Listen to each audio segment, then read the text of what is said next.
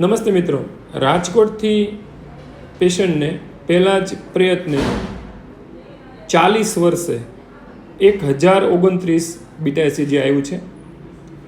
Madhudeep IVF અને test બેબીમાં એમને બાળક રહી ગયું છે. આ તાજો જ રિપોર્ટ છે અને એમને પોતાની ગમતી લેબોરેટરીમાં રિપોર્ટ કરાવ્યો છે.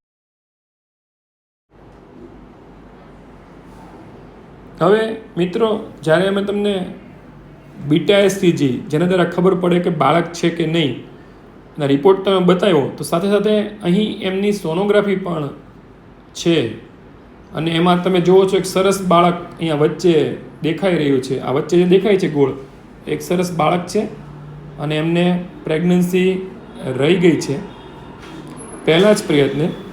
એમની ઉંમર 40 વર્ષ છે અને લગ્ન જીવનના 20 વર્ષ કરતાં, હું તો માનું છું લગભગ 23 વર્ષ જેવી ઉંમર હશે, આટલા વર્ષે એમને બાળક રહ્યું છે.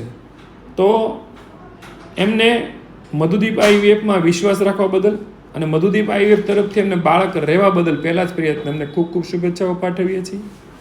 રાજકોટનું પેશન્ટ છે અને એમને ભગવાન એમની બધી ઈચ્છા પૂરી કરે અને સરસ તંદુરસ્ત બાળક જન્મે એવી અમે શુભેચ્છા પાઠવીએ છીએ.